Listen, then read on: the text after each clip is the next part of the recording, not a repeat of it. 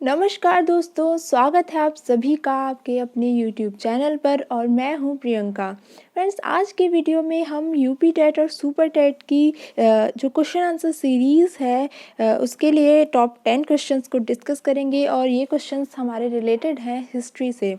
जी हाँ दोस्तों, अगर आप SST की तैयारी कर रहे हैं तो ये वीडियो आपके लिए काफ़ी इम्पॉर्टेंट होने वाला है। और आज का वीडियो स्टार्ट करने से पहले आपसे एक रिक्वेस्ट है कि अगर आपने अभी तक चैनल को सब्सक्राइब नहीं किया है तो प्लीज़ प्लीज़ प्लीज़ पहले चैनल को सब्सक्राइब कर लें और साथ ही बेल आइकन को प्रेस कर दें। तो चलिए स्टार्ट करते हैं आज का वीडियो। तो देखिए, आज के वीडियो का हमारा जो फर्स्ट क्वेश्चन है वो ये है कि किस पुस्तक में 16 महाजनपदों का उल्लेख मिलता है। ठीक है, देखिए दोस्तों, जो हमारा वैदिक काल था, उस वैदिक काल में क्या था, पहले लोगों के समूह हुआ करते थे, फिर धीरे धीरे समूह से जो जन थे, ठीक है, जन के बाद जनपद आए और जनपद के बाद महाजनपद आए। तो देखिए, ये जो महाजनपद थे इनकी संख्या थी कितनी, 16। तो एक क्वेश्चन तो आपका यहीं से क्लियर हो जाता है कि प्राचीन काल में कितने महाजनपद थे, तो वो थे 16। अब ये 16 महाजनपद थे, ये हमें कहाँ से पता लगता है? तो देखिए, साहित्यों से हमें हमारे इतिहास की जानकारी मिलती है। तो किस साहित्य से हमें 16 या किस पुस्तक से, ठीक है, तो वो हमें यहाँ पर बताना है कि किस पुस्तक से हमें 16 महाजनपदों के बारे में जानकारी मिलती है। ए रामायण, बी महाभारत, सी वेदों से या डी अंगुत्तर निकाय से। तो देखिएगा दोस्तों, चारों ऑप्शंस को अगर हम देखें तो हमारा जो डी ऑप्शन है, अंगुत्तर निकाय, इससे हमें 16 महाजनपदों के बारे में जानकारी मिलती है। और ये जो अंगुत्तर निकाय है ये एक बौद्ध ग्रंथ है। ठीक है, कैसा ग्रंथ है? बौद्ध ग्रंथ है। और वहीं अगर हम रामायण, महाभारत और वेदों की बात करें तो ये हिंदू धर्म के प्रमुख ग्रंथ है, लेकिन अंगुत्तर निकाय एक बौद्ध ग्रंथ है। ठीक है, और इसी से हमें 16 महाजनपदों के बारे में जानकारी मिलती है। अगले क्वेश्चन की तरफ बढ़ते हैं। अगला क्वेश्चन है कि सूरसेन महाजनपद की वर्तमान में स्थिति क्या है। यानी कि जो 16 महाजनपद हैं उनमें से एक जनपद का नाम था क्या?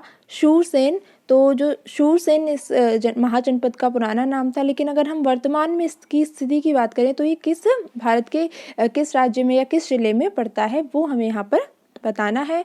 ऑप्शंस हैं ए भरतपुर, बी दिल्ली, सी इलाहाबाद या डी मथुरा। तो देखिए, जो शूरसेन महाजनपद है उसकी वर्तमान स्थिति है आपकी कहाँ पर? डी मथुरा या ब्रजमंडल का जो क्षेत्र है उसे प्राचीन काल में शूरसेन महाजनपद के नाम से जाना जाता था। तो आई होप आपको ये क्लियर हो गया होगा। फ्रेंड्स, इससे पहले जो हमने एक वीडियो थी हमारी जिसमें हमने प्राचीन भारत के प्रारंभिक राज्यों के बारे में बात की है, उसमें हमने जितने भी 16 महाजनपद हैं उनका उल्लेख किया है। तो आपने अगर अभी तक वो वीडियो नहीं देखी है तो प्लीज़ पहले वो वीडियो देख लें और उसके बाद आप क्वेश्चन आंसर सॉल्व करेंगे तो आपको बहुत ही आसानी होगी उस वीडियो को देखने के बाद। चलिए आगे बढ़ते हैं थर्ड क्वेश्चन की तरफ कि आधुनिक मालवा का पूर्व में नाम क्या था। यानी कि जो मालवा है, वर्तमान में जो मालवा है उसका पूर्व में नाम क्या था या पूर्व में उसे किस महाजनपद के नाम से जाना जाता था, वो हमें यहाँ पर बताना है। ए अवंती, बी पांचाल, सी गांधार या डी मगध। तो देखिए, जो आधुनिक मालवा है उसे पूर्व में जाना जाता था ए अवंती के नाम से। तो ए ऑप्शन हमारा यहाँ पर बिल्कुल सही हो जाएगा। आगे बढ़ते हैं नेक्स्ट क्वेश्चन की तरफ। क्वेश्चन नंबर 4 है। तो देखिए, क्वेश्चन नंबर 4 है कि महाजनपद था एक कौन सा? वज्जी। ठीक है, तो महाजनपद जो वज्जी था, वज्जी की राजधानी कौन सी थी? ठीक है, यहाँ पर हमें वज्जी की राजधानी बतानी है। ऑप्शंस हैं ए वैशाली, बी अवंती, सी गांधार या डी काशी। तो देखिए, जो महाजनपद वज्जी था उसकी जो राजधानी थी वो थी क्या? वो थी आपकी ऑप्शन ए वैशाली। वैशाली जो थी वो वज्जी महाजनपद की राजधानी थी। और जो वज्जी महाजनपद था वो एक गणतांत्रिक व्यवस्था वाला महाजनपद था। ठीक है, गणतांत्रिक व्यवस्था से देखिए यहाँ पर मतलब है कि ये जो राज्य होते थे या ये जो महाजनपद होते थे इनका शासन राजा के द्वारा न होकर गण या संघ के द्वारा किया जाता था। तो आई होप आपको ये बात समझ में आ गई होगी। तो चलिए आगे बढ़ते हैं हमारे नेक्स्ट क्वेश्चन की तरफ। क्वेश्चन नंबर 5 तो देखिए क्वेश्चन नंबर 5 है कि किसके शासनकाल में सिकंदर का भारत पर आक्रमण हुआ था। ठीक है, सिकंदर ने किसके शासन में भारत पर आक्रमण किया था। काफ़ी इंपॉर्टेंट क्वेश्चंस है, काफ़ी बहुत ही ज़्यादा इंपॉर्टेंट है और ये काफ़ी बार रिपीट भी किया जा चुका है कि सिकंदर ने किसके शासन में भारत पर आक्रमण किया था, किसके समय भारत आया। इस तरीके से घुमा फिरा के कई बार इस क्वेश्चन को पूछ लिया जाता है। अगर हम ऑप्शंस की बात करें तो ऑप्शंस हैं हमारे ए चंद्रगुप्त मौर्य, बी अशोक, सी धनानंद या धननंद और डी है बिंदुसार। तो देखिए जो आपका शासक था कौन, धनानंद या धननंद, वो था नंद वंश का अंतिम शासक। ठीक है, ये था नंद वंश का अंतिम शासक धननंद और इसी के शासनकाल में सिकंदर ने भारत पर आक्रमण किया था।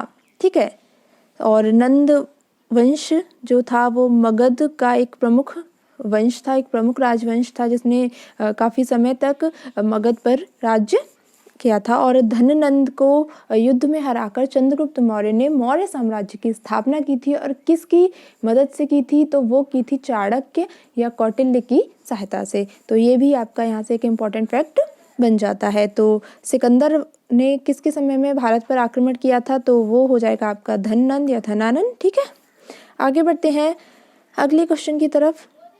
Question number 6। तो देखिए क्वेश्चन नंबर 6 है हमारा कि धननंद या धनानंद किस वंश का शासक था। तो देखिए इस बारे में अभी अभी हमने चर्चा की थी कि जो धननंद था वो नंद वंश का शासक था। और कौन सा शासक था, आखिरी शासक था, अंतिम शासक था नंद वंश का। आप यहाँ से भी रिलेट कर सकते हैं इसको, धननंद और नंद वंश, नाम से ही पता लग रहा है कि नंद वंश का शासक था और अंतिम शासक था। और इससे संबंधित अभी हमने एक फैक्ट के बारे में चर्चा की थी कि इसी के समय में सिकंदर ने भारत पर आक्रमण किया था और धननंद को हराकर ही चंद्रगुप्त मौर्य ने मौर्य वंश की स्थापना की थी। तो इसका जो सही आंसर हो जाएगा वो सी, नंद वंश। आगे बढ़ते हैं, क्वेश्चन नंबर 7 है कि जो मगध राज्य है उसके जो वंश थे, यानी कि उस पर जो शासन करने वाले शासक थे, उनका कौन सा क्रम सही है, यानी कि पहले किस वंश ने शासक किया, उसके बाद किसने किया, इस तरीके से आपको बताना है। तो आपको उनका जो क्रम है वंशों का वो भी पता होना चाहिए और इसके बारे में हमने अपने पिछले वीडियो में चर्चा की थी। और अगर आपने वो वीडियो नहीं देखा है तो आप पहले वो देख लीजिए, उसका जो लिंक है वो डिस्क्रिप्शन बॉक्स में है, आप वहाँ से जाकर उस वीडियो को देख सकते हैं। उसके बाद आप इन क्वेश्चंस को सॉल्व कीजिएगा। तो देखिए मगध राज्य के जो वंश हैं उनका अगर हम कालक्रम की बात करें तो देखिए सबसे पहले मगध पर जिस वंशज ने शासन किया था वो था सबसे पहले आपका हर्यक वंश। तो यहाँ पर जो हमारा ऑप्शन ए है और बी है वो तो अपने आप ही गलत हो जाते हैं क्योंकि यहाँ पर पहले हर्यक वंश नहीं दिया गया है।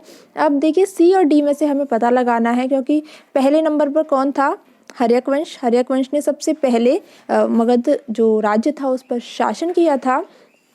दूसरे नंबर पर जो आए थे वो आए थे आपके शिशुनाग वंश। ठीक है, दूसरे नंबर पर कौन आए थे, शिशुनाग वंश। और तीसरे नंबर पर आए थे कौन, नंद वंश। तो इस तरीके से हमारा जो सही आंसर होगा वो होगा ऑप्शन डी, पहले हर्यक वंश, उसके बाद शिशुनाग वंश और तीसरे नंबर पर नंद वंश। ठीक है, अब देखिए नंद वंश का एक बार हम फिर से रिपीट करते हैं अपनी बात को कि नंद वंश का अंतिम शासक था धननंद और उसको हराकर चंद्रगुप्त मौर्य ने मौर्य वंश की स्थापना की थी। तो नंद वंश के बाद जो वंश आएगा वो होगा आपका चौथा कौन सा, मौर्य वंश। ठीक है, तो ये हमारा एक सीरीज बन जाएगी, सबसे पहले हर्यक वंश, उसके बाद शिशुनाग वंश, उसके बाद नंद वंश और इसके बाद मौर्य वंश। ठीक है, तो ये किसके राज्य के हैं, मगध के हैं। आपको ये बात भी याद रखनी है कि इन सभी ने मगध पर शासन किया था।